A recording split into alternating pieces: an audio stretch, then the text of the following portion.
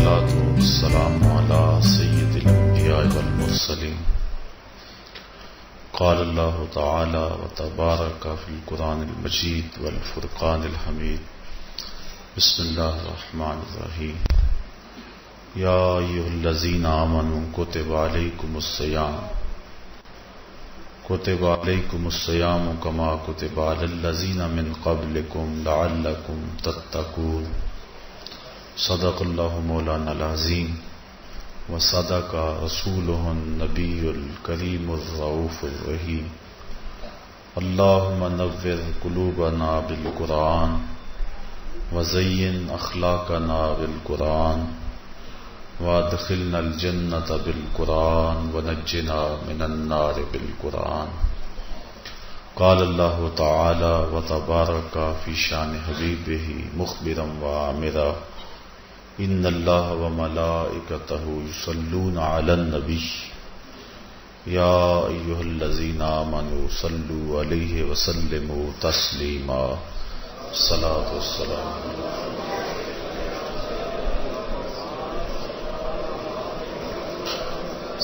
والسلام عليك يا رسول الله وعلى آلك وأصحابك يا نبي الرحمة. الصلاة والسلام عليك يا رسول الله وعلى آلك وأصحابك يا محبوب رب العالمين. تمام حمد و ثنا، تعریف و توصیف اللہ جل مجدہ الکریم کی ذات پاک کے لیے، جو خالق کائنات بھی ہے اور مالک شہنشاہت بھی. اللہ جل وعلا کی حمد و ثنا کے بعد حضور نبی اکرم شفیع امم رسول محتشم نبی مکرم شفیع معظم اللہ کے پیارے امت کے سہارے رب کے محبوب دانائے غیوب مالک رقاب امم فخر عرب و عجم والی کون و مکان سیاہ لا مکان سید انس و جاں سرور لالا رخاں نیر تاباں سر نشین مہوشاں ماہ خوباں شہنشاہ حسینہ تتمائے دوراں سر خیل زہرہ جمالاں جلوائے صبح ازل نور ذات لم یزل باعث تکوین عالم فخر آدم و بنی آدم نیر بطحا رازدار ما اوہا شاہد ما طغا صاحب علم نشرا معصوم آمنہ احمد مجتبی حضرت محمد مصطفیٰ صلی اللہ علیہ وسلم کے حضور ناز میں اپنی عقیدتوں ارادتوں اور محبتوں کا خراج پیش کرنے کے بعد واجب الاحترام ذوی الاحتشام معزز محترم خواتین و حضرات، السلام علیکم ورحمۃ اللہ وبرکاتہ. آج کی اس نشست میں روزہ اور اس کے ثمرات کے حوالے سے کچھ گفتگو آپ کے گوش گزار کروں گا. اللہ تعالی میری زبان پہ کلمۃ الحق جاری فرمائے. قرآن مجید سے جو آیت نور میں نے آپ کے سامنے تلاوت کرنے کا شرف حاصل کیا، اس میں اللہ تعالی جل شانہ نے ارشاد فرمایا، اے ایمان والو، تمہارے اوپر روزے فرض کر دیے گئے جس طرح تم سے پہلوں پہ فرض کیے گئے تھے تاکہ تمہیں تقوی ملے. الصوم فی اللغت الامساک، روزہ لغت میں رک جانے کو کہتے ہیں. جب ہوا کے تیز جھکڑ چلتے چلتے رک جاتے تو اہل عرب کہتے سامت الریح کہ ہوا رک گئی. تیز دوڑتا ہوا گھوڑا جب اچانک ٹھہرتا تو وہ کہتے سام الخیل، منہ زور گھوڑا رک گیا. تو روزے کو بھی روزہ اس لیے کہا جاتا ہے کہ نفس کا سرکش اور منہ زور گھوڑا رمضان میں رک جاتا ہے اور جو اللہ کے حکموں کو ڈٹائی سے توڑتے ہیں رمضان میں ان کے سر بھی سجدوں میں دیکھیں۔ تو اس لیے صوم کو صوم کہا جاتا ہے کہ اس میں انسان گناہوں سے رک جاتا ہے۔ شریعت اسلامیہ میں طلوع فجر ثانی سے غروب آفتاب تک اکل و شرب اور جماع سے کثرتاً رکے رہنے کو روزہ کہا جاتا ہے۔ روزے کی تاریخ کے حوالے سے علامہ اسماعیل حقی علیہ رحمہ تفسیر روح البیاں میں لکھتے ہیں کہ ملک تحمورس ثالث کے دور میں قحط پڑا۔ یہ حضرت آدم علیہ السلام کی اولاد سے تیسرا بادشاہ ہوا ہے۔ تو اس نے اپنی قوم کو حکم دیا کہ وہ ایک وقت کا کھانا کھائیں اور ایک وقت کا کھانا بچا کر قحط زدہ علاقوں میں بھیجیں تاکہ دکھیوں اور مجبوروں کی مدد ہو سکے۔ ملک تحمورس الثالث کے اس حکم کو قوم نے قبول کیا اور ایک وقت کا کھانا بچا کر کے قحط زدہ علاقوں میں بھیجا۔ اس قوم کی یہ ادا اللہ کو پسند آ گئی تو اللہ نے اس کو عبادت قرار دے دیا۔ پھر اس کے بعد ہر نبی پر روزہ فرض ہوا۔ کما کتب علی الذین من قبلکم، اس پہ شاہد عادل ہے۔ حضور علیہ السلام فرضیت روزہ سے قبل ایام 20 کے روزے رکھا کرتے تھے۔ ہر ماہ کی 13، 14 اور 15 تاریخ کو قمری تقویم کے حساب سے جو روزے رکھے جاتے ہیں ان کو ایام 20 کے روزے کہا جاتا ہے۔ لیکن اس کے بعد پھر عاشورہ کا روزہ حضور نے معمول بنایا اور اس کو کسی صورت بھی حضور اور صحابہ ترک نہیں کرتے تھے۔ فصام رسول اللہ وامر بصیامہ، حضور نے خود بھی روزہ رکھا اور صحابہ کو بھی حکم دیا کہ یہ روزہ رکھیں۔ لیکن جب سن 2 ہجری کو واقعہ بدر سے ایک مہینہ قبل 17 شعبان المعظم کو جب روزہ فرض کیا گیا تو پھر حکم دے دیا گیا۔ حضرت عائشہ صدیقہ رضی اللہ تعالی عنہا سے روایت ہے کہ فرمایا اب جس کا جی چاہے عاشورے کا روزہ رکھے اور جس کا جی چاہے ترک کر دے، لیکن اس سے قبل وہ روزہ رکھنا امت پر ضروری تھا۔ اب ایام معدودہ یعنی گنتی کے دن، اور وہ 29 یا 30 دن ہیں، ان کے روزے امت پر فرض کر دیے گئے۔ سن 2 ہجری میں روزہ فرض ہوا۔ حضور نے 11 ہجری کو رمضان سے قبل ہی ربیع الاول شریف کے مہینے میں انتقال فرمایا۔ اس طرح حضور علیہ السلام کی زندگی میں کل 9 رمضان آئے، 2 ہجری کو شامل کر کے 9 رمضان زندگی میں کل آئے، جس میں 2 رمضان 30 کے تھے اور باقی 7 رمضان 29 کے تھے۔ اور یہ بات ذہن میں رہے کہ روزے 29 ہوں یا 30 ہوں، اللہ ثواب 30 کا ہی عطا فرماتا۔ جس طرح کوئی شخص بھول کر کھا لے تو حدیث میں آتا اس کو اللہ نے کھلایا، اس کو اللہ نے پلایا، تو وہ اس نے کھا بھی لیا، اس نے پی بھی لیا، لیکن اس کا روزہ بھی باقی رہا۔ اس طرح اگر چاند 29 پہ نظر آ جائے تو ثواب اللہ 30 کا ہی عطا فرماتا ہے۔ یہ اس کی کرم نوازی ہے اپنے بندوں پہ۔ تو روزہ ڈھال ہے اور جہنم سے آزادی کا ایک اہم ذریعہ ہے۔ روزہ اللہ اور بندے کے مابین ایک راز ہے۔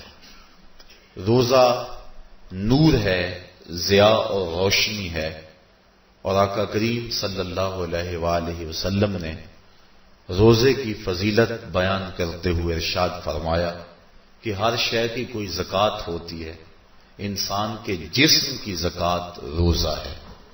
اگر روزہ رکھے گا تو جسم زکوٰۃ ادا کرے گا. جس طرح زکوٰۃ سے مال پاک ہوتا ہے، روزے سے جسم پاک ہو جاتا ہے.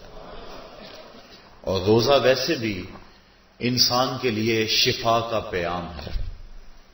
فرمایا کہ سحری کھایا کرو، چونکہ سحری کے کھانے کے اندر بھی اللہ نے برکت رکھی ہے.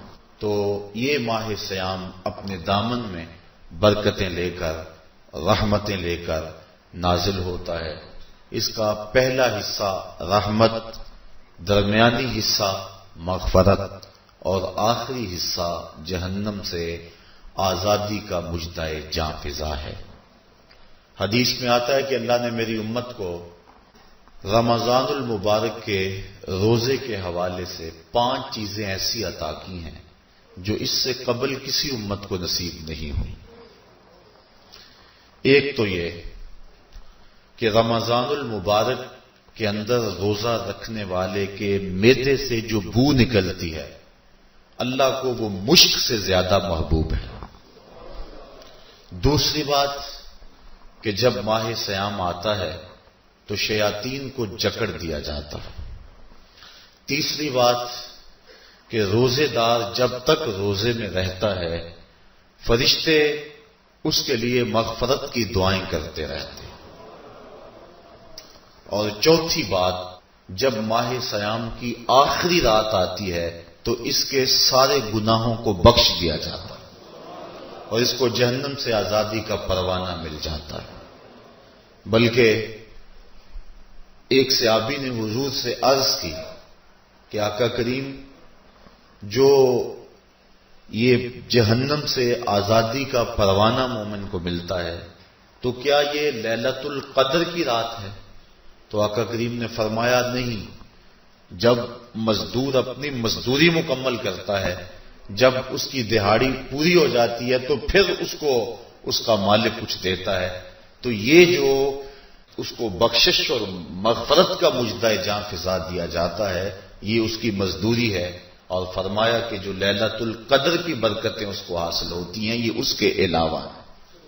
اور یہ اللہ تعالیٰ جل شانہ نے خاص کرم نوازی فرمائی بندہ مومن پر کہ اس کو یہ بابرکت رات عطا فرمائی. اور 5ویں فضیلت جو اس کو دی گئی روزہ دار کو، اور حضور سے قبل جو امتوں میں لوگ روزے رکھتے تھے یہ فضیلتیں ان کو نہیں عطا کی گئی. جنت کو پورا مومن کے لیے آراستہ و پیراستہ کیا جاتا ہے.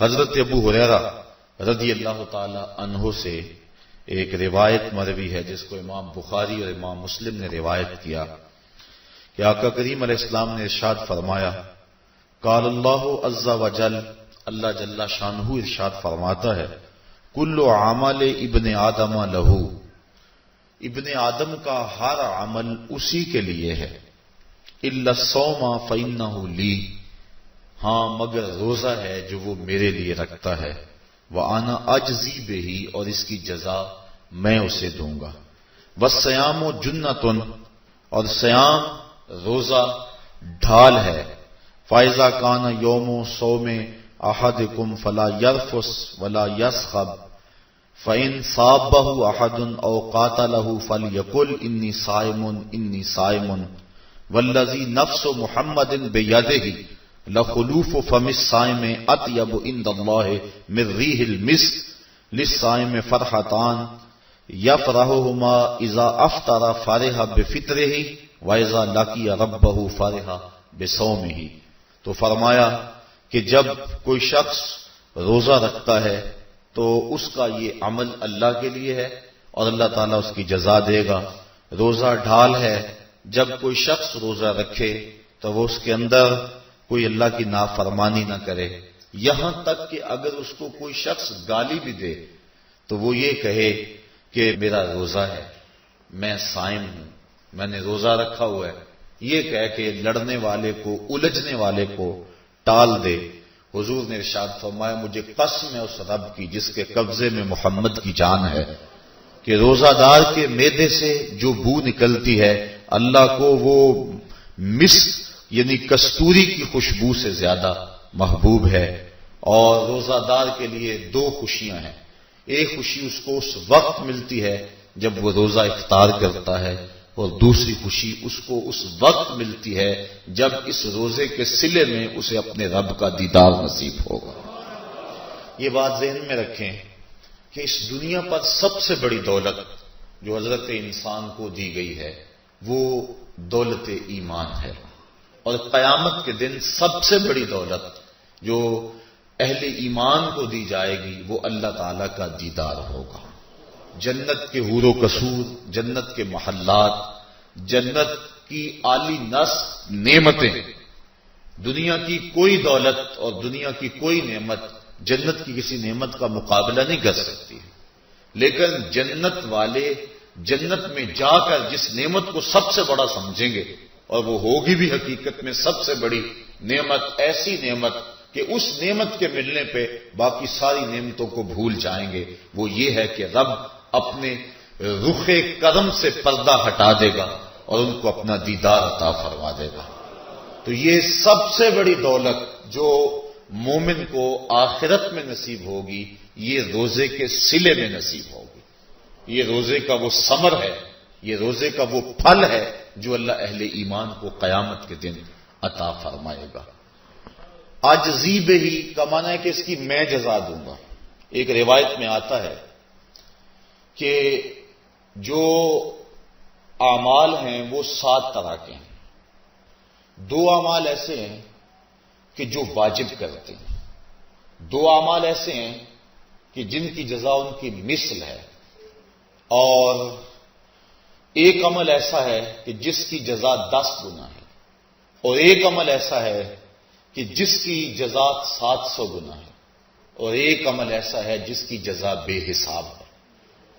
فرمایا کہ وہ 2 عمل جو واجب کرتے ہیں وہ یہ کہ اگر کسی شخص نے اللہ کی عبادت کی اور اس کے ساتھ کسی کو شریک نہ ٹھہرایا تو وہ جنت کو یہ اعمال واجب کر دیتے ہیں، یعنی اس کو جنت کا ملنا لازم ہے، ضروری ہے، واجب ہے اس کے لیے۔ اور دوسرا وہ شخص جس نے اپنے رب کے حکموں کو توڑا یہاں تک کہ اس کے ساتھ کسی کو شریک ٹھہرایا، اس کے اوپر جہنم واجب ہے۔ اور 2 وہ عمل جن کی جزا ان کی مثل ملے گی، ایک وہ گناہ جو اس نے کیا تو اس کی سزا اس کی مثل دی جائے گی، اور دوسری وہ نیکی جو اس نے کی نہیں ہے لیکن اس کا عزم کیا تھا تو اس کو بھی ایک نیکی کا ثواب دے دیا جائے گا۔